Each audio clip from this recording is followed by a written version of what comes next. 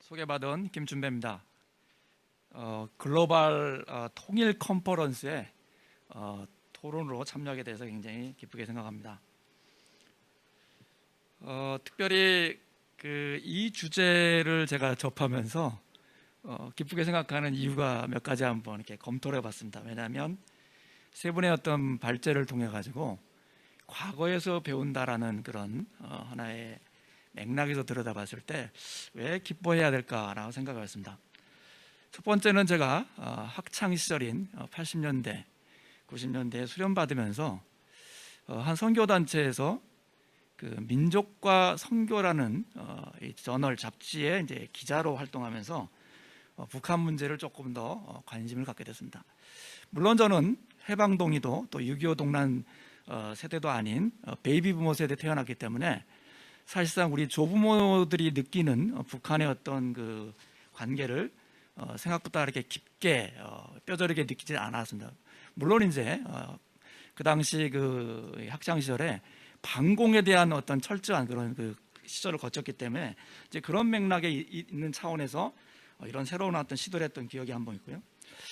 두 번째는 제가 그 미네소타 대학에 이제 방문 교수로 갔을 때 2003년에서 5년인데요.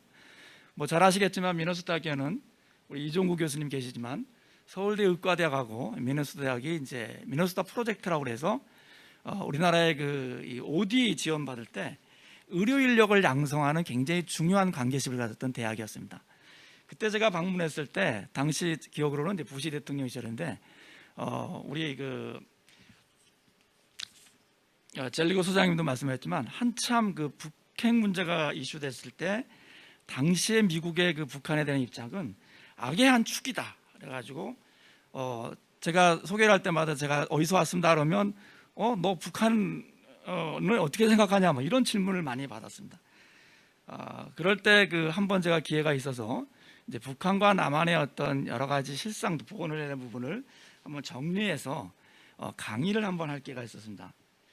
여러 가지 자료를 찾다 보니까 이미 잘 아시는 것처럼 70년대 남북 교류가 굉장히 활발할 때 우리 남한 정부에게 북한이 보여준 여러 가지 제도가 있는데 그 중에 하나가 보건의료 분야에서 반복되지만 무상치료제, 예방약을 중심으로 한 또 전 생애 주기를 커버하는 그런 보장, 그리고 또 이 가가호호당 주치의제에 해당되는 그 전담제를 우리한테 이제 굉장히 중요한 보건의료 제도로 얘기했던 걸로 제가 기억하고 있습니다. 자, 그런데 우리 그 당시에는 남한에는 그런 어떤 보장이나 이런 측면이 굉장히 미약할 때죠.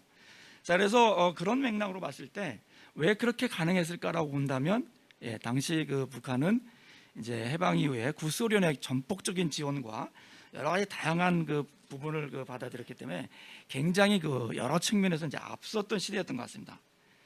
세 번째 하나의 이슈는 제가 이제 이 수련을 받으면서 지금까지 계속 관계되어 오는 연구 영역이 이제 지역 보건과 이 국제 보건 영역인데 그거와 연계해 봤을 때 뗄래야 뗄 수 없는 게 잘 아시는 것처럼 세계보건기구의 1차 보건의료 어떤 전략적 접근입니다. 이제 그런 맥락에서 들여다봤을 때 세계보건기구가 지난 2016년 WF의 우리 신영수 전 사무총장님도 말씀하셨지만 70년 동안 세계보건기구가 한 남한에 어떻게 이 기술적 자문을 포함한 지원을 했는지에 대한 중요한 보고서가 발표된 적이 있습니다. 그래서 그 시각을 가지고 당시 우리나라에 시행됐던 다양한 1차 보건의료 사업을 한번 정리하면서 들여다볼 수 있는 기회가 있습니다. 네, 그러면 그런 부분을 가지고 잠깐 제 의견을 말씀드리겠습니다. 첫 번째, 민족과 선교라는 걸 이슈를 보게 되면 우리 인유한 교수님께서 굉장히 흥미로운 말씀하셨습니다. 나는 선교사의 4대 후손으로 지금도 이 땅에서 일을 하고 있다. 잘 아시겠지만 선교라는 부분은 단순히 복음뿐만 아니라 동시에 따라오는 교육과 의료 영역에 어떻게 보면 생명권, 목숨권, 사랑의 화신으로서의 이 땅에 전해진 거로 알고 있습니다.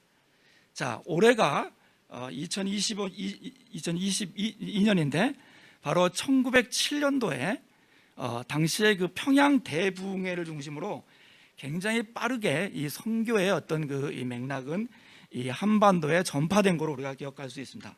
그래서 저는 기대하기는 사실상 우리가 많은 논의를 하지만 이 정치적인 어떤 극한 상황에서는 바로 그 생명건 사랑의 화신처럼 이 르네상스의 부분으로 인도적 차원에서 우리가 들어가고 접목할 부분이 없지 않을까라는 걸 한번 생각해 볼 수 있겠습니다.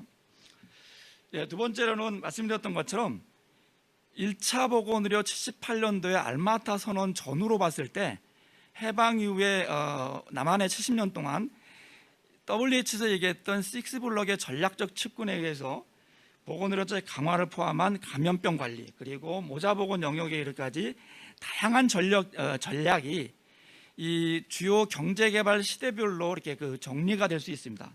그래서 그거를 이제 2년 전에 발표한 책자도 있고요. 또 작년도에는 영문으로 해서 이제 국제 보건 영역에 소개한 바도 있습니다. 바로 이런 부분을 들여다봤을 때 실제로 보건의료 체계 강화는 우리가 국제협력 관계에 있어서 초창기 즉 100에서 한 1000달러 미만 시대에 조건 없이 우리가 지원할 부분이라고 생각하고요.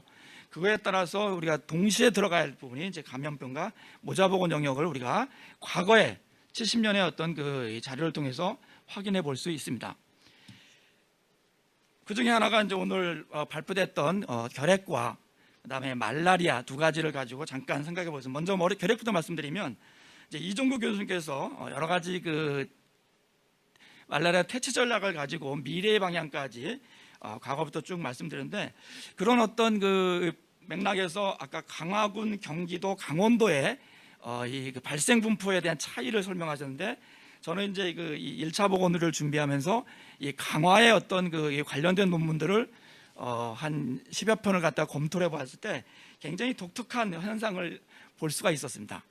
왜냐하면 이제 이 강화 지역과 그다음에 비교했던 나라가 이제 네팔의 띠까뿔 지역인데 네팔 띠까뿔 지역이 지리적으로 보게 되면 우리나라 평창의 700고지 정도의 떠라이 지역이 이 띠까뿔이라는 곳이 있었습니다. 그런데 잘 아시는 것처럼 네팔은 8,000m 고지부터 700m 정도까지 이렇게 병풍을 치듯이 이렇게 구조되어 있지 않습니까?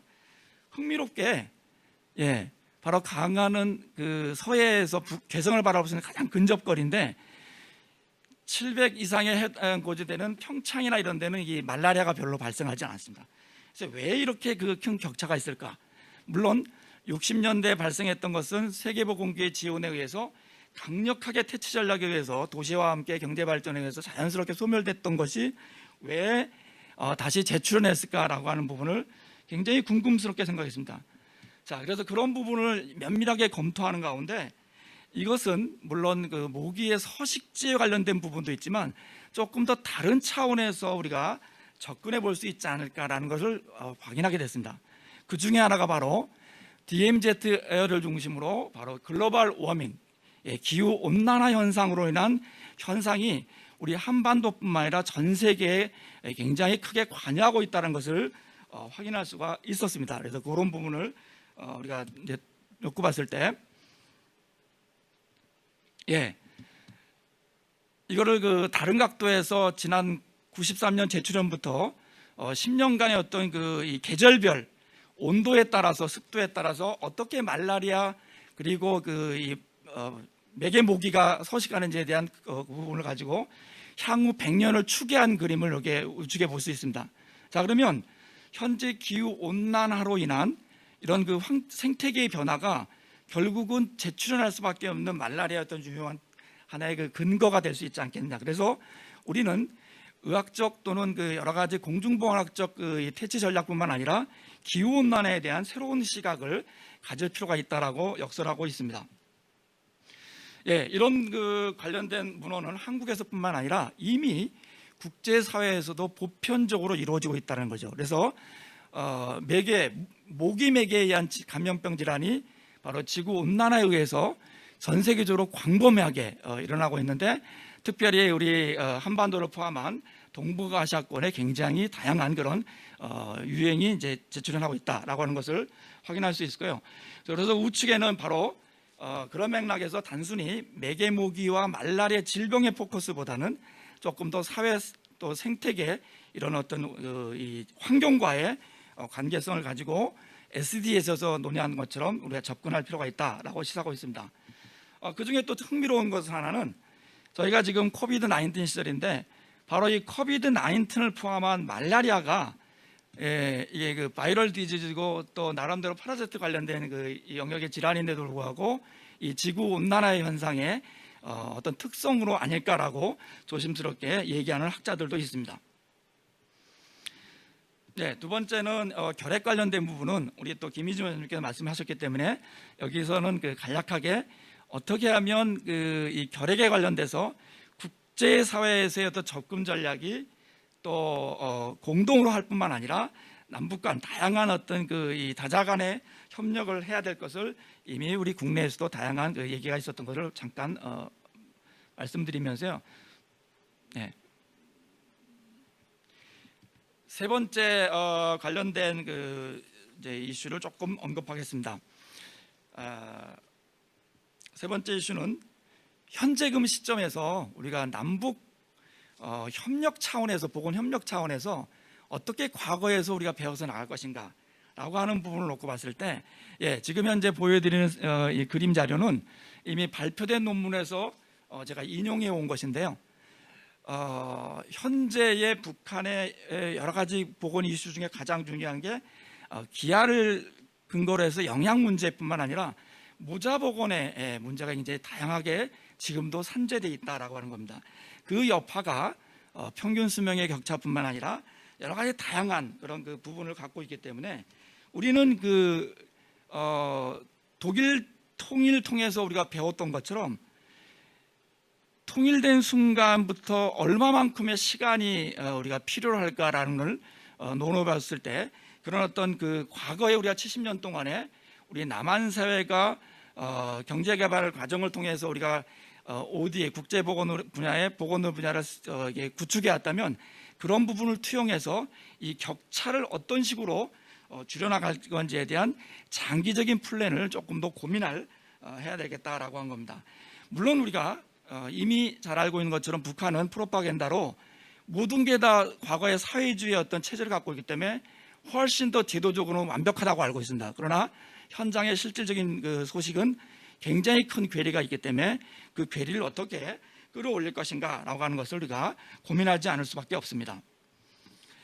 이제 그런 맥락에서 중요한 시사점은 이미 그 베르나르트 젤리고 소장이 얘기했던 것처럼 결국은 현 지구상에서 유일한 사례가 우리 남한과 북한이 정치적인 측면이 됐던 경제적인 측면이 됐던 세계가 주목할 수밖에 없는 그런 어떤 입장에 있습니다. 자, 그렇다 한다면 향후 우리가 통일 미래를 바라보면서 결국은 독일 통일에서 배울 수밖에 없을 텐데 그런 관련된 여러 가지 이 제안 어젠다도 이미 나와 있는 걸 우리가 봤을 때 특별히 우리가 기억할 것은 통일을 준비하기 위해서 최소한 독일에서도 20여 년의 노력을 했다라는 겁니다.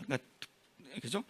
보건의료 분야도 그렇다면 이후에도 독일에서의 동독의 수준이 서독의 수준만큼의 어떤 보건의료 건강 수준을 끌어올리려면 적어도 30년, 40년 정도의 시간이 지나지 않을까라고 한다면 거꾸로 뒤집어서 얘기하면 적어도 우리는 현재 남한에 갖고 있는 보건의료 수준으로 북한을 바라봤을 때 적어도 60, 70년의 격차가 있을 수밖에 없기 때문에 그 격차를 우리가 줄이기 위해서는 어떤 스텝 바이로 우리가 준비해야 될 것인가라는 중요한 시사점들을 우리가 다시 한번 고민해 볼 수 있으면 좋겠습니다.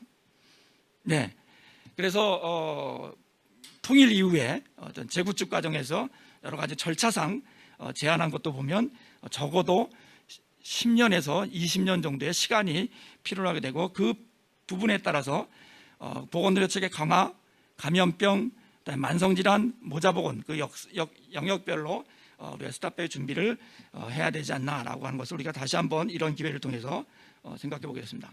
네. 관련된 문헌이고요. 마지막 사진입니다.